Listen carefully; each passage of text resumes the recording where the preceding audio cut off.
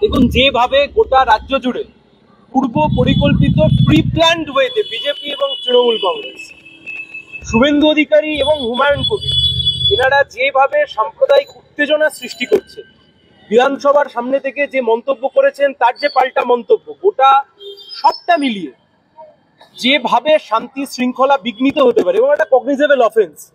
পূর্ব পরিকল্পিত জনপ্রতিনিধি যাদেরকে হাজার হাজার লক্ষ লক্ষ মানুষ ফলো করেন, যাদের কথায় উত্তেজিত হন, যাদেরকে ফলো রাখেন রাজ্যের মানুষ, তারা এমন মন্তব্য করছেন যার ফলে সাম্প্রদায়িক সম্প্রীতি নষ্ট হতে পারে, যে কোনো সময় দাঙ্গার মতো পরিস্থিতির সৃষ্টি হতে পারে।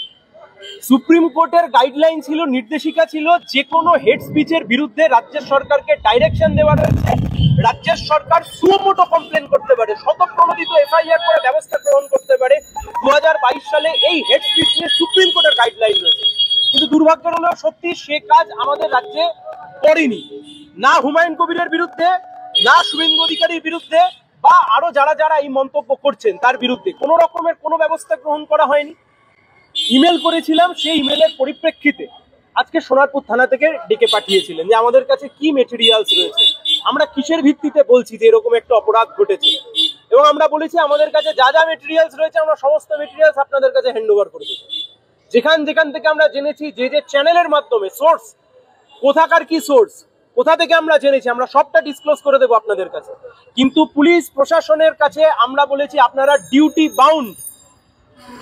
বাউন্ড আপনারা যে একটা এফআইআর রেজিস্টার্ড করে শুভেন্দু অধিকারী এবং হুমায়ুন কবিরের বিরুদ্ধে অ্যাপ্রোপ্রিয়েট অ্যাকশন নিতে হবে, সোনারপুর থানাকে নিতে হবে, এর কোনো অন্যথা হতে পারে না। গোটা রাজ্যে শুনেছি আরো অনেক কমপ্লেন হয়েছে, কিন্তু আমরা স্পেসিফিক ভাবে যে লিখিত অভিযোগ করেছি, সেই লিখিত অভিযোগের বিরুদ্ধে পরিপ্রেক্ষিতে ওনারা আমাদেরকে ডেকে পাঠিয়েছিলেন যে তদন্ত যে পথে এগোবে, আমরা বলেছি তদন্তের গতিপথ যেদিকে যাবে আমরা তাতে সাহায্য করব। আমাদের কাছে যে মেটেরিয়ালস রয়েছে আমরা হ্যান্ড ওভার করে দেবো, আপনারা একটা নোটিশ করে দিন আমাদেরকে।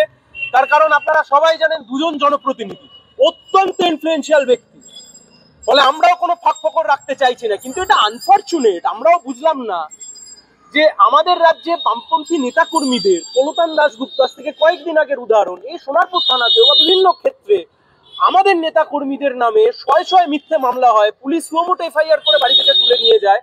কিন্তু বিধানসভার বাইরে থেকে দাঁড়িয়ে রাজ্যের বিরোধী দলনেতা এবং তৃণমূল কংগ্রেসের ভরতপুরের বিধায়ক, যিনি প্রাক্তন বিজেপির একজন নেতাও বটে, তারা মন্তব্য করলেন 2019 সালে এই ভরতপুরে ক্যান্ডিডেট হয়েছিলেন, মুর্শিদাবাদে বিজেপির লোকসভা কেন্দ্রে প্রার্থী হয়েছিলেন হুমায়ুন কবির। অদ্ভুতভাবে রাজ্যের প্রশাসন চুপ হয়ে রইলেন, কোনো সুমোটো এফআইআর করলেন না, কোনো সুমোটো স্বতঃপ্রণোদিত মামলা রুজু করলেন না, সুপ্রিম কোর্টের গাইডলাইন থাকা সত্ত্বেও।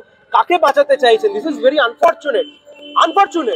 কাকে বাঁচাতে চাইছে, কাকে সেফগার্ড করতে চাইছে? এত সুন্দর একটা রাজ্য, এত শান্তির রাজ্য, সম্প্রীতির রাজ্য, সেই শান্তি সম্প্রীতির রাজ্যতে কেউ যদি মনে করে যে দাঙ্গা বাঁধাবো, উস্কানি দেব, বামপন্থী হিসেবে, কমিউনিস্ট পার্টির কর্মী হিসেবে আমাদের দায়িত্ব বর্তায় যে সুন্দর রাজ্যটার শান্তি সম্প্রীতি রক্ষা করবার জন্য যা যা করণীয় তাই করবার।